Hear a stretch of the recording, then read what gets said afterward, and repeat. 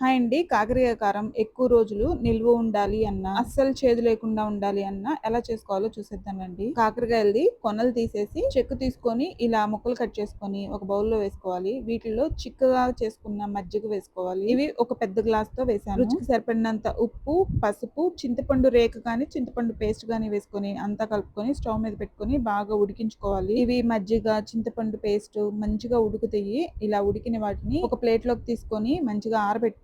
మీకు టైం ఉంటే గనక ఒక రోజంతా అలా వదిలేసేయండి. ఆ నెక్స్ట్ డే చేస్తే గనక తక్కువ ఆయిల్ పీలుస్తుంది. నాకైతే టైం లేక ఆ రోజే చేసేసాను. ఇక డీప్ ఫ్రైకి ఆయిల్ పెట్టుకొని ఇలా కొన్ని కొన్ని వేసుకుంటూ ఫ్రై చేసుకోవాలి. ఈ ముక్కల క్రిస్పీనెస్ అనేది మన ఇంట్లో తినే దాన్ని బట్టి ఫ్రై చేసుకోవచ్చండి. నేనైతే మరీ ఎక్కువ డీప్ ఫ్రై అయితే చేయలేదు. ఇలా చేసుకున్న వాటిని పక్కన పెట్టుకొని సేమ్ ఆయిల్ నే వాడుకోవచ్చు. ఆయిల్ లో జీలకర్ర, ఆవాలు, పచ్చిశనగపప్పు, మినపప్పు, ఎండుమిరపకాయలు వేసుకొని అవి ఫ్రై అయిన తర్వాత సన్నగా కట్ చేసుకున్న ఉల్లిపాయలు, కరివేపాకు, ఉప్పు, పసుపు వేసుకొని అంతా కలుపుకొని ఇలా ఫ్రై చేసుకోవాలి. ఈ కారంకి ఉల్లిపాయలు అయితే ఎక్కువే పడతాయండి. ఇలా ఫ్రై అయిన తర్వాత ఆల్రెడీ ఫ్రై చేసి పెట్టుకున్న కాకరకాయలు వేసుకొని మరొక 5-10 మినిట్స్ ఫ్రై చేసుకొని ఆ తర్వాత ఎల్లిపాయ కారం వేసుకొని అంతా కలుపుకోవాలి. ఒక 5-10 మినిట్స్ ఫ్రై చేసుకున్న తర్వాత స్టవ్ ఆఫ్ చేసుకొని సర్వ్ చేసుకోవటమే. ఇలా చేస్తే కనుక 15 డేస్ వరకు నిల్వ ఉంటుంది. నచ్చితే ట్రై చేయండి. బాయ్.